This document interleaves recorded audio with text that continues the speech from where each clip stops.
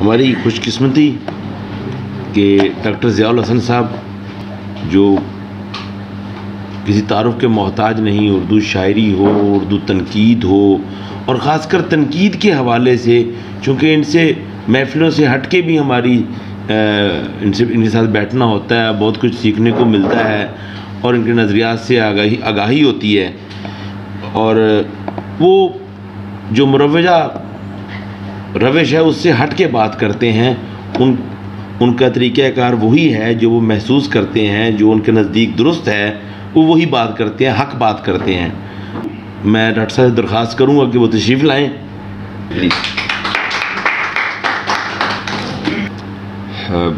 بہت اچھی گفتگو ہم نے اب تک سنی ہے دوستوں سے، ہر ایک نے اپنے نقطۂ نظر سے شاہ صاحب کے کام کا جائزہ لیا ہے۔ خاص طور پہ فیصل زمان صاحب نے جو ایک مضمون پڑھا ہے وہ ان کی شخصیت کی تمام جہات کا احاطہ کرتا ہے۔ ہم تو عام طور پر انہیں ایک ادیب اور شاعر کے طور پر جانتے ہیں، اور ان کی جو ادب کے علاوہ معاشرت کے حوالے سے یا زندگی کے حوالے سے جو خدمات ہیں وہ عموماً ادیبوں کے حلقے میں اس کا اس طرح سے ذکر نہیں ہوتا، تو یہ بڑی قابل قدر بات ہے، اور ہم پہلے بھی ان کا احترام کرتے ہیں، لیکن یہ جو ان کی شخصیت کی پہلو ہیں ان کو دیکھنے کے بعد اور بھی ان کا احترام ہمارے دل میں پیدا ہوتا ہے۔ شاہ صاحب ظاہر ہے میرے اور شفیق خان صاحب کے زمانے کے ہیں، ہم عصر ہیں، ہم نے ایک ہی زمانے میں لکھنا پڑھنا شروع کیا۔ شاہ صاحب سے میری ملاقات بہت بعد میں ہوئی، لیکن ان کا جو لیٹ 80s کا زمانہ ہے، سراج منیر سے ایک بڑا محبت کا تعلق تھا۔ سراج منیر کے پاس ان کا مسودہ جو پہلا ان کی کتاب کا تھا وہ میں نے دیکھا، اور انہوں نے بلکہ مجھے دیا کہ دیکھو ایک نئے شاعر ہیں، ان کو پڑھیں۔ تو ابھی ان کا مجموعہ یعنی پہلا مجموعہ چھپا نہیں تھا، تو چھپنے سے پہلے ہی مجھے اس کو پڑھنے کا اعزاز حاصل ہوا۔ اچھا شاہ صاحب کا احترام سراج بھائی اس حوالے سے بھی کرتے تھے، شاعری کے حوالے سے، اور دوسرا ان کا جو یہ مارشل آرٹس والا ایک پہلو تھا وہ انہیں بڑے کرتا تھا، کیونکہ اس زمانے میں وہ سوچتے تھے کہ کوئی ایسی تنظیم ہونی چاہیے جو عالمی سطح پر مسلمانوں کو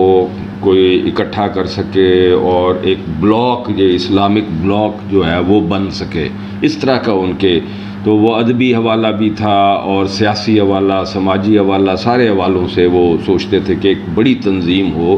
جو پورے اس خطے کے، اس ریجن کے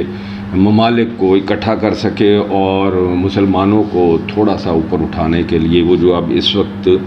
پستی میں گرے ہوئے ہیں، تو ان میں ہم سب کے لیے ان کے ذہن میں تھا کہ اس سے یہ کام لینا ہے، فلاں سے یہ کام لینا ہے۔ تو شاہ صاحب کے حوالے سے بھی ان کے ذہن میں تھا کہ یہ یعنی اسلامی دنیا کی سطح پر یعنی جو مسلمان نوجوان ہیں ان کو مارشل آرٹس کی ٹریننگ دے سکیں اور موٹیویٹ کر سکیں، اور انہیں زندگی کے یعنی ایک عمومی جو تصورات ہیں اس سے کھینچ کے لا سکیں۔ تو یہ ہمارا یعنی غیاب میں پہلا تعارف تھا۔ تو ملاقات تو ہماری بہت بعد میں ہوئی۔ اچھا، یہ ابتدائی زمانے میں ہمارے جو ہم تو خیر میرے جیسے جو لوگ تھے وہ تو تھوڑا پیچھے ہٹ کے چلنے والے لوگوں میں سے ہوتے ہیں، لیکن شاہ صاحب کا جو ابتدائی شاعری کا زمانہ ہے وہ بڑا زور کا اور طاقت کا زمانہ ہے، اور بہت مقبولیت کا زمانہ ہے۔ تو عموماً ہمارے ہاں یہ ہوتا ہے کہ جو شاعر جن بنیادوں پر اسے مقبولیت حاصل ہوتی ہے وہ ان کو چھوڑتا نہیں ہے۔ تو ہم دیکھیں کہ مقبول شاعروں کا عموماً یہ ہوتا ہے طریقہ کہ وہ دیکھتے ہیں کہ اچھا اس طرح کی شاعری ہے جو لوگ جو ہیں پسند کرتے ہیں، تو پھر وہ اس سے ہٹتے نہیں ہیں ساری زندگی۔ مثال کے طور پہ اگر انہوں نے یہ محسوس کیا کہ وہ ٹین ایج لو پوئٹری جو ہے وہ زیادہ پسند کی جاتی ہے، تو ہم نے دیکھا کہ وہ 60 سال کے ہونے کے باوجود بھی وہ ٹین ایج لو پوئٹری سے باہر نہیں آتے۔ تو لیکن شاہ صاحب کے ہاں مسلسل ہمیں تبدیلی جو سب سے زیادہ ادبی حوالے سے اور شعری حوالے سے جو ان کی خصوصیت مجھے لگتی ہے کہ انہوں نے اکتفا نہیں کیا اس ایک جو امیج تھا ان کا شاعری کے حوالے سے، بلکہ مسلسل اپنے آپ کو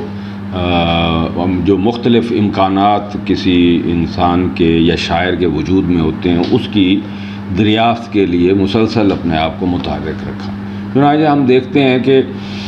وقت کے ساتھ ساتھ ان کے ہاں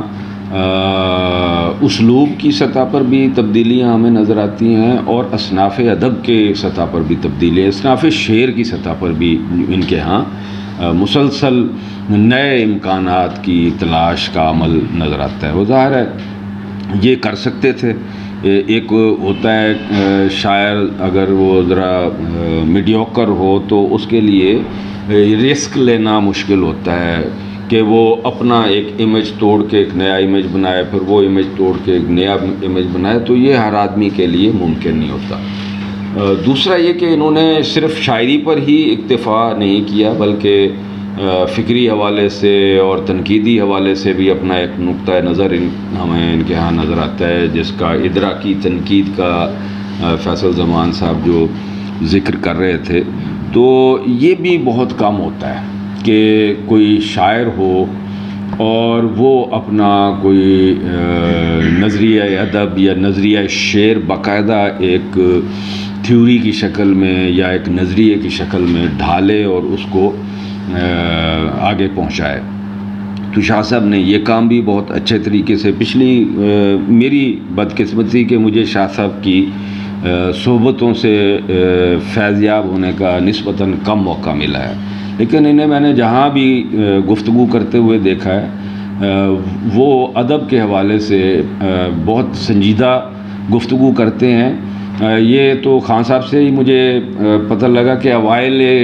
عمری میں تو یہ اور خان صاحب ہمارے جتنے بڑے شاعر ہیں، شہزاد صاحب ہیں یا ظفر اقبال ہیں یا اور دیگر ہمارے جو سینئرز ہیں، ان کے پاس جاتے تھے اور وہ جو ہم کہتے ہیں نا سینگ پھنسانے والا کام، تو وہ سینگ پھنسانے والا کام کیا کرتے تھے، تو وہ ان کے مزاج میں شامل ہے۔ اچھا یہ ظاہر ہے سیکھنے کا اس سے اچھا طریقہ کوئی نہیں ہے۔ جب آپ دوسروں کی بات کو مان لیتے ہیں اور ان کے نقطۂ نظر کو قبول کر لیتے ہیں، تو اس کا مطلب ہے کہ آپ کو آگے اپنا نقطۂ نظر بنانے کی کوئی صورت پیدا نہیں ہو سکتی۔ یہ تبھی ہوتی ہے جب آپ اختلاف کرتے ہیں۔ اختلاف جو ہے کوئی نیگیٹو چیز نہیں ہے۔ فکر کی دنیا میں جسے کارل مارکس نے جدلیات کہا، وہ اختلاف ہی ہے کہ ایک نظریہ آتا ہے، پھر اس کا ایک اینٹی تھیسس آتا ہے، پھر ایک سنتھسس آتا ہے، پھر اس کا ایک اینٹی تھیسس، تو یہ جدل جو ہے تاریخ میں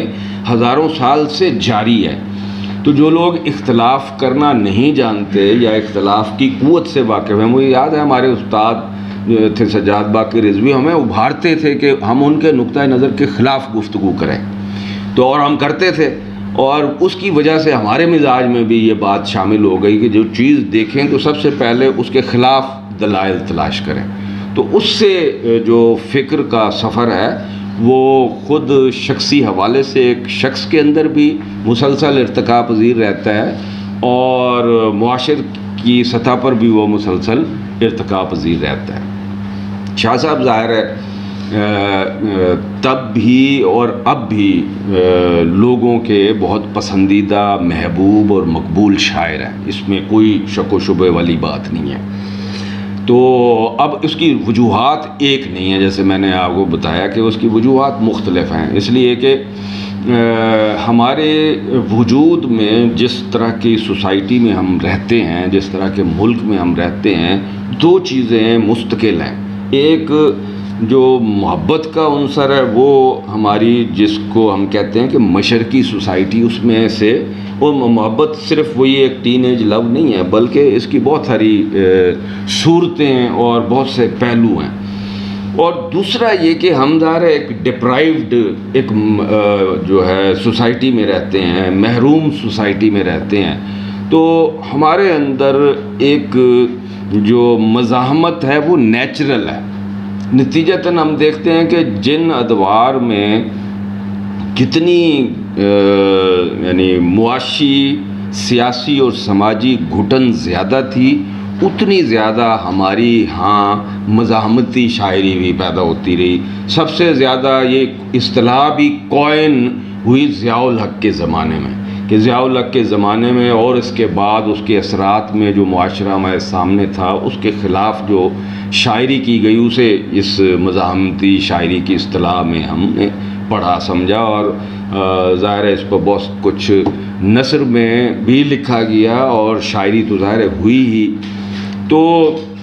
شاہ صاحب کی شاعری میں بھی یہ جو عنصر پیدا ہوا، یہ دراصل اس نے انہیں ان کے قاری سے اور زیادہ جوڑ دیا. اس کا مطلب ہے کہ وہ ایک سطح نہیں تھی ان کے وجود سے مخاطب ہونے کی، بلکہ ایک اور سطح بھی تھی جسے انہوں نے اپنی شاعری میں شامل کیا. شاہ صاحب کی جو شاعری کی ابھی آپ نے بہت سارے دوستوں ان کی مثالیں جب آپ کو پڑھ کے سنائیں تو ایک خصوصیت آپ نے دیکھی ہوگی کہ ان کا مصرع بہت چست، بہت رواں اور حشو و زوائد سے خالی ہوتا ہے. یعنی اس میں آپ یہ دیکھتے ہیں کہ اور بڑی شارپنیس اس میں ہوتی ہے جو ہمیں فوری طور پر ہمیں اپنے اندر ایبزارب کر لیتی ہے. تو اب ظاہر ہے جس آدمی کے پاس، جس شاعر کے پاس، جس تخلیق کے کار کے پاس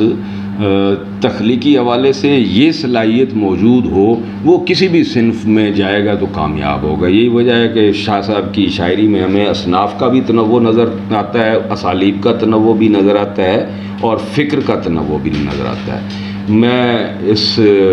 جو ان کو ایک حکومت پاکستان نے پرائڈ آف پرفارمنس کا یہ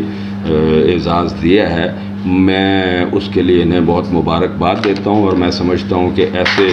جو ہمارے تخلیق کار ہیں انہیں یہ ہم ایکنالج کرتے ہیں، ہم ان کی تحسین کرتے ہیں، ہم ایکنالج کرتے ہیں اور ایک طرح سے اپنی تحسین بھی کرتے ہیں. جب ہم اپنے کسی ہم عصر کی تحسین کرتے ہیں تو وہ ہم اپنی بھی تحسین کر رہے ہوتے ہیں. اس لیے کہ جو آدمی اس یعنی تخلیق ہم عصر کو جسے اعزازات